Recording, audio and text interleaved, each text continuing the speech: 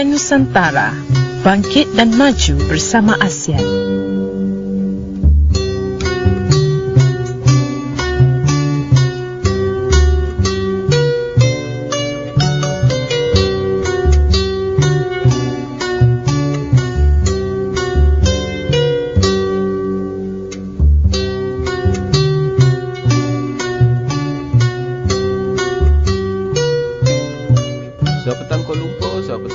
Selamat petang Nusantara, bersama saya Radita Arman Muhammad dalam Berita Nusantara melalui Radio Durian Nusantara, bangkit dan maju bersama ASEAN. Hari ini 25 Februari bersamaan dengan hari Khamis, di mana saya akan mulakan berita hari ini seperti biasa dengan ramalan cuaca yang akan berlaku pada petang hari ini dan juga pada malam hari ini. Diperkirakan pada petang ini keadaan umumnya berawan dan cerah untuk jangka waktu antara siang hingga petang ini, dan pada sebelah malamnya pula langit diumumkan cerah dan dijangkakan tidak akan berlaku hujan untuk hari ini bagi kawasan sekitar Kuala Lumpur, Putrajaya dan sekitarnya. Saya teruskan pula dengan fakta menarik ataupun peristiwa dan sejarah yang berlaku pada tarikh hari ini, iaitu 25 Februari. 25 Februari merupakan hari kebangsaan di negara Kuwait, di mana mereka pertama kali menyambut hari kebangsaan pada tahun 1950. Hari kebangsaan adalah hari yang ditetapkan sebagai perayaan untuk menyambut pembentukan sesebuah negara. Seringkali hari kebangsaan merupakan cuti umum. Kebanyakan negara mempunyai satu hari kebangsaan setahun, walaupun beberapa buah negara seperti Pakistan contohnya mempunyai lebih daripada satu hari kebangsaan. Hari kebangsaan sering diambil sebagai sesebuah negara atau jajahan mencapai kemerdekaan. Tarikh lain seperti Hari Santa Penaung negara tersebut atau tarikh sejarah penting kadang-kadang digunakan sebagai penentuan sebagai hari kebangsaan. Dan hari ini merupakan hari kebangsaan untuk negara Kuwait. Dan negara Kuwait adalah sebuah negara raja berperlembagaan yang terletak di pantai Teluk Arab. Negara ini bersempadan dengan Iraq di utara, Arab Saudi di selatan. Namun Kuwait ialah singkatan perkataan Arab yang membawa maksud kubu yang dibina berdekatan dengan air. Selamat menyambut hari kebangsaan untuk negara Kuwait. Antara peristiwa yang berlaku untuk tarikh hari ini adalah pada tahun 1836, iaitu Samuel Colt mendapat hak cipta untuk sejenis senjata api berputar, kemudiannya dikenali sebagai revolver. Samuel Colt yang lahir pada 19 Julai 1814 ialah seorang pencipta dan industrialis Amerika. Beliau adalah pengasas Colt Patent Firearms Manufacturing Company, sekarang dikenali sebagai Colt Manufacturing Company, dan secara meluas dikreditkan kerana mempopularkan pistol revolver. Sumbangan inovatif Colt kepada industri senjata telah dijelaskan oleh sejarawan senjata iaitu James E. Servant sebagai peristiwa-peristiwa yang membentuk nasib senjata api di Amerika Syarikat. Dan seterusnya, peristiwa yang berlaku pada tahun 1986, di mana revolusi EDSA, Corazon Aquino dilantik sebagai Presiden Filipina selepas Ferdinand Marcos melarikan diri pada sebelah malam sebelumnya. Corazon Aquino atau nama penuhnya Maria Corazon Sumulong Cojuan Co Aquino, lebih dikenali sebagai Cory Aquino, ialah Presiden Filipina dari tahun 1986 sehingga tahun 1992, serta Presiden wanita yang pertama di Asia. Beliau adalah isteri kepada Benigno Aquino Jr., seorang senator pembangkang yang popular. Cory Aquino menjadi tumpuan penentangan terhadap pemerintah autokratik Presiden Ferdinand Marcos ketika suaminya dibunuh di lapangan terbang antarabangsa Manila pada 21 Ogos 1983 selepas pulang daripada buangan. Beliau juga adalah ibu kepada Presiden Republik Filipina sekarang iaitu Benigno Aquino III. Dan seterusnya, 25 Februari merupakan hari ulang tahun untuk pemain bola sepak Manchester United FC. Siapa dia? Beliau adalah Park Ji-sung. Park Ji-sung lahir pada tarikh hari ini iaitu 25 Februari bertepatan dengan tahun 1981. Park Ji-sung merupakan bekas pemain bola sepak Korea Selatan. Dilahirkan di Gu-hee-gung. Beliau dinamakan kapten pasukan kebangsaan Korea Selatan sehingga persaraannya dari bola sepak antarabangsa. Beliau merupakan salah seorang pemain bola sepak Asia paling berjaya dalam sejarah. Sebagai pemain bola sepak Asia pertama yang memenangi trofi Liga Juara-Juara Eropah, pemain bola sepak Asia pertama untuk bermain dalam perlawanan akhir Liga Juara-Juara Eropah dan juga pemain bola sepak Asia pertama yang memenangi Piala Kelab Dunia FIFA.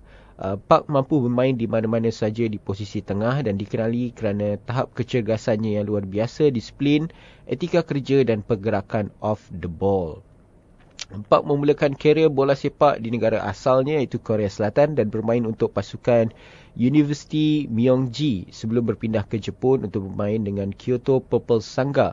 Selepas pengurus pasukan kebangsaan Park iaitu Gus Hiddink kembali ke Belanda untuk mengurus PSV Eindhoven, Park mengikutnya ke kelab Belanda itu setahun kemudian. Selepas PSV layak ke separuh akhir Liga Juara-Juara Eropah 2004-2005, bakat Park boleh dikesan oleh pengurus Manchester United iaitu Alex Ferguson, dan beliau mendatangi Park dengan bayaran sekitar 4 juta pound pada bulan Julai 2005. Ketika tempohnya di Manchester United, Park memenangi Liga Perdana Inggeris 4 kali dan juga memenangi Liga Juara-Juara Eropah 2007-2008 dan Piala Kelab Dunia FIFA 2008. Beliau berpindah ke Queen's Park Rangers pada bulan Julai 2012 selepas kurang membuat penampilan untuk Manchester United pada musim sebelumnya.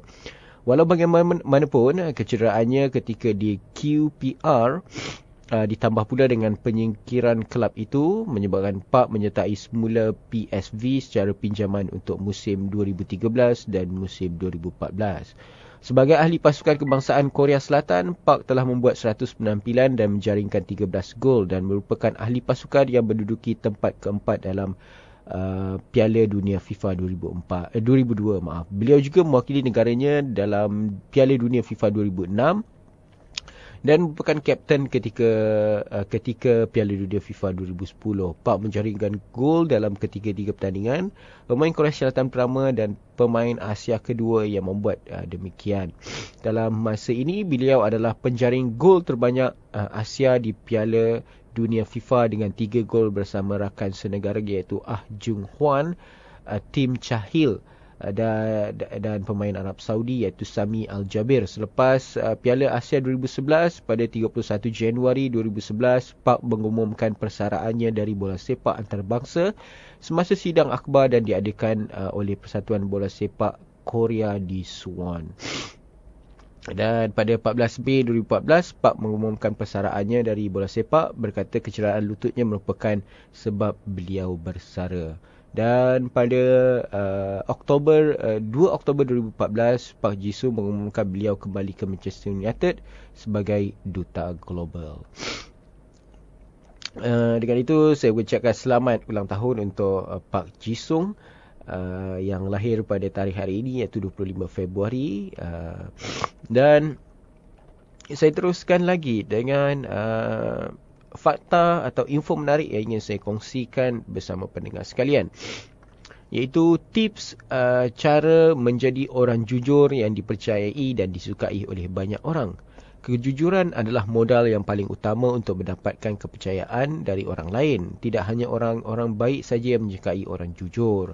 Orang-orang jahat pun juga menyukai orang-orang jujur dan membenci orang-orang yang tidak jujur yang tidak boleh dipercayai. Orang baik dan penjahat sama-sama suka kepada orang baik. Dari kenyataan itulah kita boleh percaya bahawa jujur adalah salah satu sifat yang sangat disukai oleh banyak orang. Orang yang tidak jujur adalah yang suka berbohong kepada orang lain. Orang yang berbohong belum tentu dibenci oleh orang lain di sekitarnya. Itu bergantung bagaimana orang tersebut mengemas kebohongannya untuk disampaikan kepada orang-orang lain. Namun yang pasti, semua pembohong yang sifatnya telah diketahui oleh banyak oleh banyak di sekitarnya akan sulit untuk mendapat kepercayaan dari orang-orang yang telah mengenali sifat-sifat buruknya. Apalagi yang suka berbohong atas nama Tuhannya hanya demi mendapatkan kepercayaan daripada orang-orang lain. Oleh sebab itu, mari kita berhenti menjadi seorang pendusta dan mula belajar untuk menjadi orang yang jujur agar dicintai dan dipercayai oleh orang lain. Tips cara memunculkan atau mendapatkan sifat jujur pada diri kita sendiri. Yang pertama, berhentilah berbohong. Jika kita sudah terbiasa berbohong, maka kita harus menghentikan kebohongan demi kebohongan yang terucap dari lidah kita. Upaya sekuat tenaga dan sekuat jiwa untuk tidak mengatakan hal-hal bohong lagi mulai daripada saat ini. Apabila secara tidak sengaja kita mengeluarkan sesuatu kebohongan, maka segera ralat ucapan kita kepada orang itu secara baik-baik tanpa harus menyinggung perasaan orang tersebut. Lebih baik kita diam atau mengatakan hal ini adalah rahsia daripada kita berbohong. Atau kita boleh sambil berjenaka mengucapkan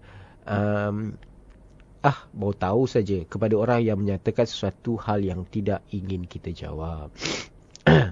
Yang kedua adalah bertaubat untuk tidak akan berbohong lagi. Berbohong adalah satu perbuatan dosa yang boleh membawa pelakunya ke neraka. Bohong adalah modal utama menjadi seorang yang munafik. Modal utama menjadi seorang pemfitnah. Modal utama menjadi seorang pengadu domba. Modal utama menjadi seorang penipu. Modal utama menjadi seorang pembual. Dan berbagai keburukan lain-lainnya. Kebohongan akan membuka pintu-pintu sifat buruk lainnya di hati kita.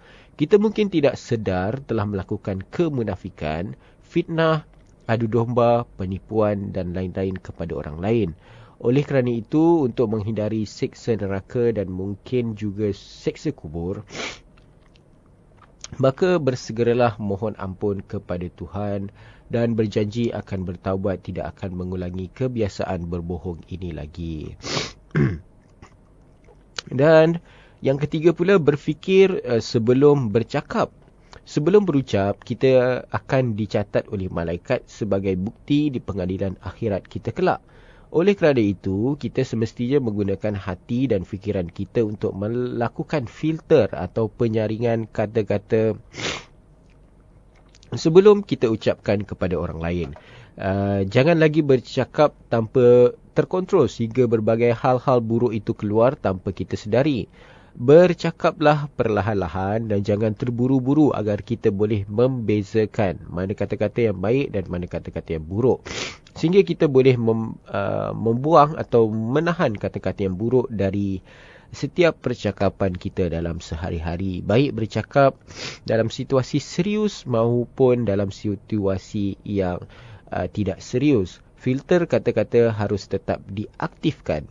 Kejujuran harus ditegakkan secara tegas dalam berbagai situasi dan kondisi dalam kehidupan bersosial. Dan yang keempat, merenung kesan buruk daripada berbohong. Mari kita lakukan introspeksi diri atau merenung diri untuk merenungi kembali kebohongan apa yang telah kita lakukan dan apa saja kesan buruknya bagi kita dan orang lain. Setiap kebohongan akan melahirkan kebohongan yang lain. Kerana untuk menutupi kebohongan yang satu, diperlukan satu atau beberapa kebohongan lain untuk menutupinya. Ingat-ingat kembali hal buruk apa yang telah menimpa para korban-korban kebohongan yang telah kita lakukan. Apakah kita ingin menjadi korban kebohongan orang lain? Jika tidak, maka berhentilah berbohong dan mula menjadi orang yang jujur saat ini juga. Dan yang kelima pula, menghukum diri sendiri jika melakukan kesalahan melakukan kebohongan lagi. Jika anda ingin disiplin terhadap sifat bohong anda, maka hukumlah diri anda sendiri jika anda berbohong. Contohnya iaitu seperti melakukan push up 100 kali setiap satu kebohongan, melakukan puasa setiap melakukan satu kebohongan, melakukan sedekah uang jajan atau uang saku kita selama 1 minggu setiap melakukan satu kebohongan, melakukan 10 kebaikan kepada orang lain setiap melakukan satu kebohongan dan lain-lainnya. Dengan adanya hukuman, diharapkan diri kita selalu patuh dan menjaga lisan kita dari berbagai bentuk kebohongan yang membinasakan diri kita sendiri. Semoga saja Tuhan mencatat niat baik kita untuk tidak lagi menjadi seorang pembohong dan memberikan kekuatan pada diri kita untuk menjadi orang yang jujur, yang nantinya akan dicintai oleh orang-orang yang ada di sekeliling kita. Semoga tulisan ini atau fakta ini bermanfaat untuk kita semua. Atas kesalahan dan kekurangan mohon dimaafkan. Dan itu saja pengenalan dari saya, Raditya Arman Muhammad. Kita rehat sebentar sebelum nanti saya teruskan lagi dengan berita antarabangsa. Berita Nusantara. Ya, kembali lagi bersama saya Raditya Arman Muhammad dalam Berita Nusantara melalui Radio Duran Nusantara, bangkit dan maju bersama ASEAN. Hari ini 25 Februari bersamaan dengan hari Khamis, dan saya teruskan dengan berita antarabangsa yang telah saya sediakan untuk pendengar sekalian. Yang pertama mengenai lelaki maut tercampak dari permainan di Taman Tema. Tepatnya di Beijing, seorang lelaki maut selepas tercampak dari sebuah permainan yang dinaikinya di sebuah taman tema di bandar San Maniksa, tepatnya di China baru-baru ini.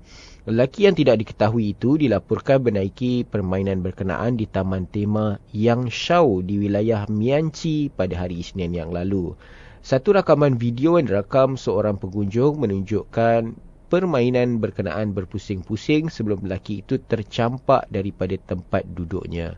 Lelaki itu dilaporkan maut di lokasi kejadian akibat kecederaan parah selepas terhempas di lantai. Mangsa dilaporkan tercampak dari kerusi selepas tali keselamatan yang dipakainya putus ketika permainan itu berpusing. Kemalangan itu berlaku beberapa hari selepas seorang remaja maut akibat tercampak ketika menaiki permainan kapal lanun di sebuah lagi taman tema di China. Remaja berusia 19 tahun itu dilaporkan menaiki permainan berkenaan di sebuah pesta di kampung Jiaguang di wilayah Hebei. Saksi berkata ketika kapal itu berayun ke depan ke belakang, remaja berkenaan yang dipercayai mabuk tiba-tiba berdiri. Remaja itu jatuh ke bawah selepas digilis permainan berkenaan beberapa kali. Media tempatan memberitahu remaja itu mati di tempat kejadian dengan keadaan yang sangat mengerikan. Dan seterusnya mengenai pendatang di Eropah. Lebih daripada 100,000 pendatang mendarat di Eropah pada tahun ini.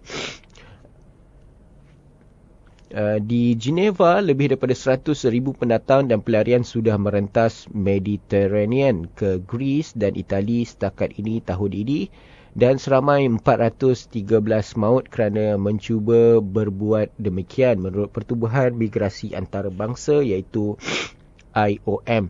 Setakat pagi Selasa yang lalu, seramai 102,547 orang tiba di Greece, sementara baki sebanyak 7,507 tiba ke Itali sejak awal tahun ini menurut IOM. Pada tahun lalu, angka 100,000 pendatang hanya direkodkan pada bulan Julai sahaja. Dan berita selanjutnya, di Fiji, iaitu sekitar 29 orang mati, 8,000 hilang tempat tinggal. Jumlah korban taufan yang melanda Fiji kini meningkat kepada 29 orang selepas 8 lagi mayat ditemui di Pulau Koro. Jurucakap kerajaan, Ewan Perrin, berkata jumlah rasmi kematian kini adalah 29 orang. Kami menjangka jumlah itu akan meningkat, namun berharap jumlahnya tidaklah besar. Taufan Winston yang terkuat pernah direkod di rantau berkenaan melanda Fiji dengan angin selaju 325 km sejam, mengakibatkan lebih daripada 8,000 orang kehilangan tempat tinggal dan berlindung di pusat pemindahan. Menurut Perrin, di Pulau Koro saja lebih daripada 2,000 keluarga kehilangan tempat tinggal. 2 kapal sedang bergerak ke sana membawa bekalan. Kami terputus hubungan dengan hampir seluruh kawasan di Fiji. Bantuan tentera udara New Zealand membolehkan pemeriksaan dari udara dilakukan, katanya.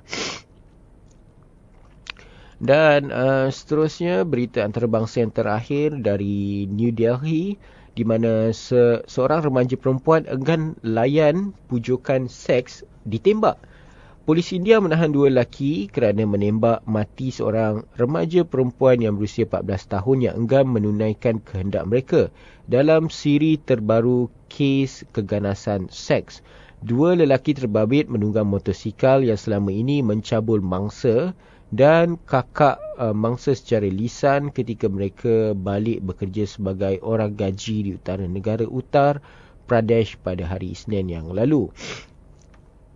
Mangsa meminta lelaki terbabit berhenti mengganggu mereka, tetapi mereka enggan, menyebabkan seorang daripada suspek menembak mangsa, kata pegawai polis kanan daerah Sitapur iaitu Rahul Mitas.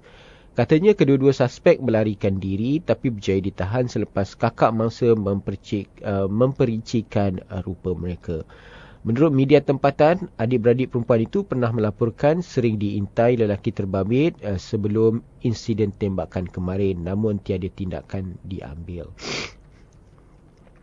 Dan itu saja berita antarabangsa yang telah saya sediakan untuk pendengar sekalian. Kita lihat sebentar sebelum nanti saya teruskan lagi dengan berita politik dan hal ehwal semasa.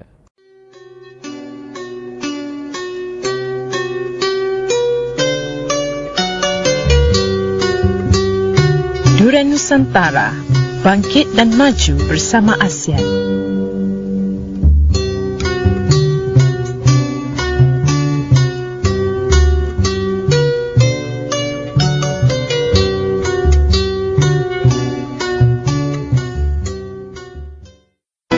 Berita Nusantara. Kembali lagi bersama saya Radita Arman Muhammad dalam Berita Nusantara melalui Radio Durian Nusantara, bangkit dan maju bersama ASEAN. Hari ini 25 Februari bersamaan dengan hari Khamis, dan saya teruskan segmen hari ini, kali ini dengan berita-berita seputar Malaysia dan juga berita-berita yang berlaku di sekitar Nusantara. Berita yang pertama mengenai pengakuan seorang wanita yang berkata, saya tidak memilih tetapi lelaki yang undur diri bila tahu saya sambung PhD. Wanita yang berlatar belakangkan pendidikan tinggi mampu mempengaruhi tahap keyakinan lelaki di negara ini, kata orang wanita yang hanya mahu dikenali sebagai Ina berusia 38 tahun yang masih bujang. Pernah bertunang pada usia 24 tahun, namun pertunangan selama 8 tahun berakhir sebelum sampai ke jenjang pelaminan. Bertugas sebagai juru audit sistem maklumat di salah sebuah syarikat berkaitan kerajaan, Ina yang berasal dari Kuala Lumpur mengaku kekangan masa demi mengejar cita-cita dan kerjaya menjadi antara faktor beliau lewat berkahwin. Waktu saya berpisah dengan tunang dahulu, bukan tiada kawan. Ada orang yang saya berkenalan. Cuma bila saya cerita berkenaan kerjaya saya, waktu kerja dan kadang-kadang membataskan kami untuk keluar bersama. Orang susah nak ajak saya keluar, saya agak sibuk bekerja. Kadang-kadang sampai lewat malam, hujung minggu pun kadang-kadang kerja. Bukan itu saja, ada lelaki yang dikenalinya sanggup mengundur diri setelah mengetahui Ina sedang melanjutkan pengajian di peringkat doktor falsafah dalam bidang security maklumat. Bila dia, seorang lelaki, tahu kita ada master sambung PhD, dia rasa rendah diri. Keluar berjumpa sekali dua, terus dia dah tak nak keluar dah. Itu yang disampaikan oleh Ina. Tambahnya lagi, orang kata tahap pendidikan itu penting. Ya betul, tapi tidak juga sebenarnya. Selagi dia lelaki yakin pada dirinya sendiri, ia tidak jadi masalah.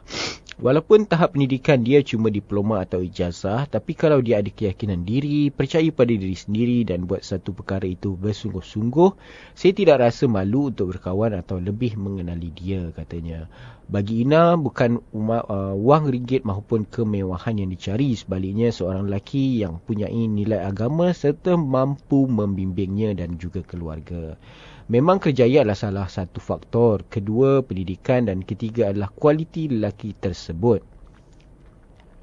Ada calon yang saya kenal itu okey orangnya, tapi bila tahu Setelah diselidik, dia ni kurang berilmu, dia ni kurang dalam ilmu agamanya. Bila umur dah lewat dekat 40 ini, kita dah tak tengok wang ringgit tu. Yang penting hidup bersama dan dia, suami, akan bimbing kita. Tidak kisah tua ke muda, janji cukup agama untuk membimbing saya dan juga keluarga. Kaji penduduk dan keluarga Malaysia kelima, KM kelima menunjukkan 35.7% wanita negara ini lewat berkahwin disebabkan tiada calon yang sesuai. Manakala 56% lelaki pula mengakui berhadapan masalah keluangan untuk mengakibatkan mereka lewat berkahwin. Dan seterusnya masih lagi berita daripada Malaysia mengenai perkembangan Altan Tuya. 24 Mac ditetapkan bagi pengurusan kes saman sivil oleh keluarga Altan Tuya. Mahkamah Tinggi Malaysia semalam menetapkan 24 Mac bagi pengurusan kes saman sivil yang difailkan oleh keluarga model Mongolia Altan Tuya Sharibu terhadap kerajaan Malaysia dan juga 3 pihak lainnya. Timbalan pendaftar Nur Hayati Johar menetapkan tarikh itu dalam kamarnya apabila sebutan kes dibuat semalam. Peguam Ram Kapal Singh yang mewakili pelantif ketika ditemui oleh pemberita selepas prosiding berkata beliau telah mengemukakan permohonan untuk meminta writ saman dan kenyataan tuntutan kes terbaru kepada Wisma Putra untuk membolehkannya diserah kepada seorang lagi defendant iaitu Korporal Sirul Azhar Umar yang kini berada di Australia. Pada dasarnya, tarikh 24 Mac ditetapkan sementara menunggu status permohonan yang kami hantar kepada Wisma Putra. Jika tiada jawapan dari Wisma Putra selepas tarikh tersebut, kami akan menggunakan prosedur lain untuk menyerahkan dokumen kepada Sirul, kata beliau. Beliau berkata notis permohonan perlu diserahkan melalui Konsulat Malaysia di Sydney, Australia sebelum ia sampai kepada Sirul. Ram Kapal Singh juga mahu Peguam Negara Tan Sri Muhammad Apandi Ali menyatakan sama ada prosiding ekstradisi telah dimulakan terhadap Sirul kerana dia perlu diekstradisi untuk menghadapi proses undang-undang. Saya juga telah meminta Peguam Negara Australia mengesahkan sama ada prosiding ekstradisi seumpama itu telah dijalankan oleh Malaysia, kata beliau. Keluarga Altan Tuya Sharibu Steve dan Altan Sek Sanja serta 2 orang anak lelakinya iaitu Munggush Gai Bayar Jagal dan Altan Shagai Mangtulga memfailkan saman itu pada 4 Jun 2007. Mereka menamakan pegawai unit tindakan khas UTK Azilah dan Sirul Azhar menganalisis politik Abdul Razak Abdullah Baginda dan Kerajaan Malaysia sebagai defendant. Abdul Razak dituduh bersubahat dengan Azilah dan Sirul Azhar untuk membunuh Altan Tuya yang berumur 28 tahun pada 2006. Abdul Razak dibebaskan daripada pertuduhan pada Oktober 2008 tanpa dipanggil membela diri sementara Azilah dan Sirul Azhar didapati bersalah pada 2009. Rayuan mengenai rayuan pula pada 23 Ogos 2013, Mahkamah Rayuan membenarkan rayuan Azilah dan Sirul Azhar dan membebaskan mereka daripada pertuduhan. Bagaimanapun, pada 13 Januari 2015, Mahkamah Persekutuan membenarkan rayuan pendakwa dan mengetepikan keputusan Mahkamah Rayuan dan mendapati Sirul Azhar dan Azilah bersalah dan kedua-dua mereka kemudian dijatuhkan hukuman mati. Keluarga Altan Tuya dan dalam kenyataan tuntutan mereka mendakwa bahawa kematiannya menyebabkan mereka mengalami trauma mental dan psikologi. Mereka mendakwa bahawa Abdul Razak bersubahat dengan kedua-dua pegawai polis tersebut untuk membunuh Altan Tuya.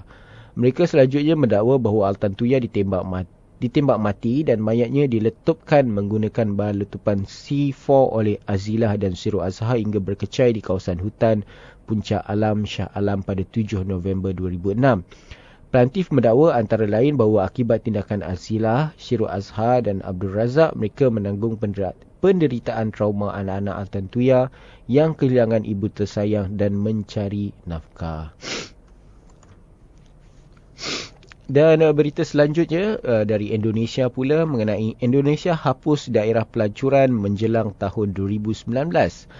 Indonesia menyasarkan untuk menutup semua daerah lampu merah di negara ini menjelang 2019 dalam usaha membasmi pelacuran di negara majoriti Islam paling ramai di dunia, kata Jakarta Post memetik Menteri Hal Ehwal Sosial.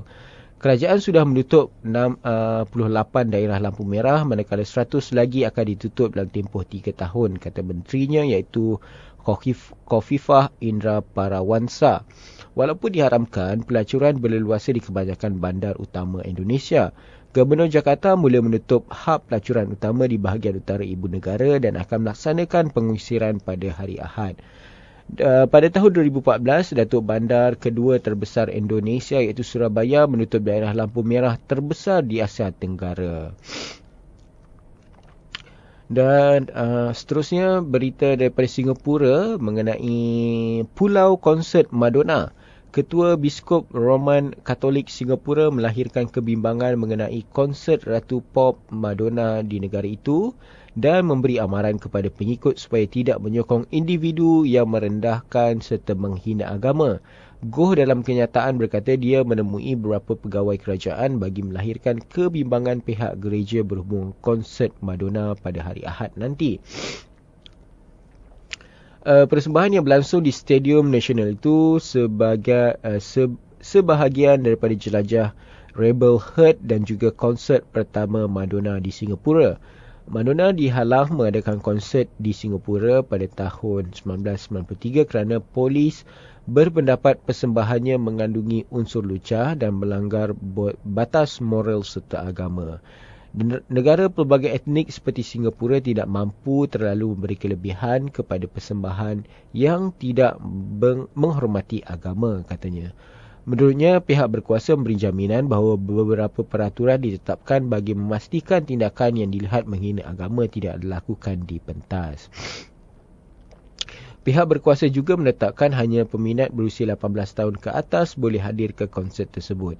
Media Singapura melaporkan Madonna tidak membuat satu persembahan dikenali sebagai Holy Water yang menonjolkan penari seksi berpakaian seperti rahib dan menari di tiang seperti lambang salib. Tambah Goh, Roman Katolik sebelum ini membantah tindakan Madonna yang dilihat tidak menghormati simbol agama Kristian dalam persembahannya. Dalam kepercayaan, tiada bersifat berkecuali, hanya menyokong atau menentang. Berada di konsert ini seperti menyokong tindakan itu, tegasnya.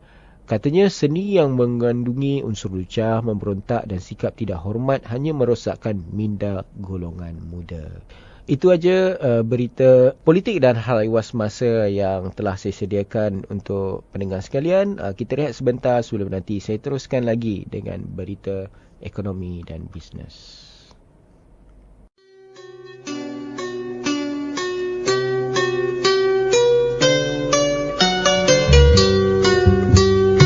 Durian Nusantara, bangkit dan maju bersama ASEAN.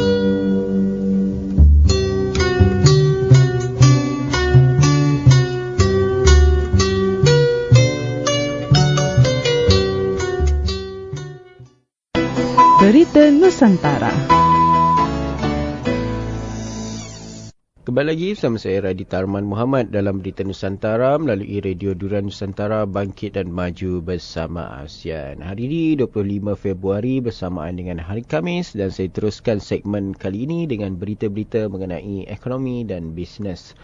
Yang pertama mengenai Robert Cook kekal individu paling kaya di Malaysia. Robert Cook kekal sebagai individu paling kaya dalam senarai individu terkaya Forbes Malaysia buat kali ke-11 berturut-turut dengan aset bersih bernilai sebanyak 10 bilion American dollar.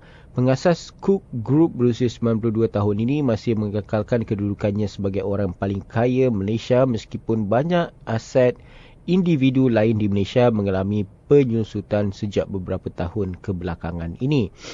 Senarai penuh berkenaan boleh diperoleh melalui www.forbes.com/Malaysia selain menerusi terbitan terkini Forbes Asia di pasaran. Tokoh telekomunikasi Ananda Krishnan menduduki tempat kedua dengan kekayaan bernilai 20.3 bilion American dollar sehingga 7.4 bilion American dollar. Saham Maxis unit telekomunikasi terutamanya susut ekoran cadangan kerajaan mengagihkan semula dan melelong spektrum telekomunikasi yang mencetuskan kebimbangan berlakunya perang pembidaan yang tinggi. Operator TV berbayar Astro Malaysia turut menyaksikan prestasi sahamnya terjejas selepas Netflix memasuki negara pada Januari. Kwek Leng Chan kekal di tempat ketiga walaupun aset bersihnya mengucup kepada 300 juta American dollar berbanding 5.3 bilion American dollar sebelum ini. Hong Leong Corporation Malaysia memiliki milik peribadinya mempunyai kepentingan dalam sektor kewangan, hartanah dan juga makanan. Berikutan pasaran saham susut 8.7% dan nilai ringgit menyusut 12.6% berbanding dolar Amerika Syarikat. 2016 adalah tahun yang sukar bagi kumpulan jutawan Malaysia. Ekonomi China yang perlahan juga menjejaskan perniagaan manakala penurunan harga minyak dan gas dunia turut menjejaskan pendapatan berikutan industri terbabit. Antara yang paling teruk terjejas dalam senarai tahun ini adalah jutawan Goh Peng Oi. Tahun lepas aset bersih beliau bernilai 1.55 bilion, namun pada Ogos sahamnya jatuh selepas jualan singkat yang tidak dikenali berkata syarikat perisian kewangan Silver Lake Axis mengumumkan keputusan kewangan yang lebih tinggi berbanding kedudukan sebenarnya. Walaupun dakwaan ini dinafikan, ia sudah terlambat. Tahun ini kekayaan Goh merosot 53% kepada 725 juta American dollar.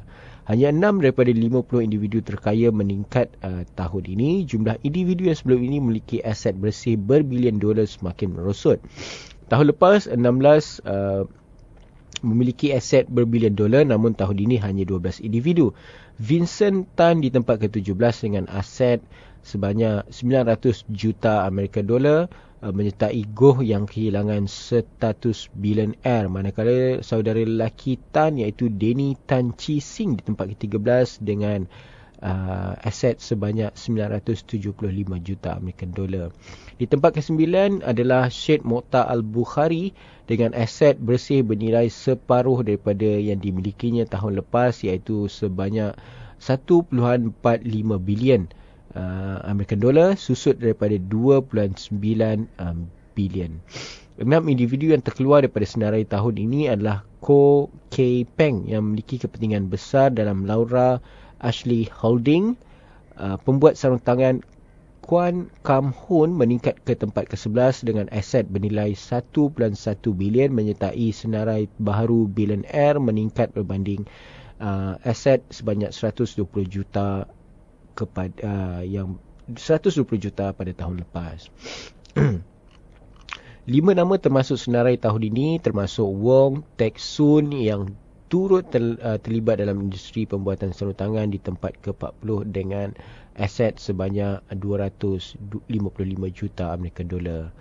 Dan berikut adalah 10 individu paling kaya di Malaysia, iaitu yang pertama Robert Cook dengan aset sebanyak 10 bilion USD, Ananda Krishnan dengan aset sebanyak 7.4 bilion USD, Kwek Leng Chan dengan aset sebanyak 5.3 bilion USD.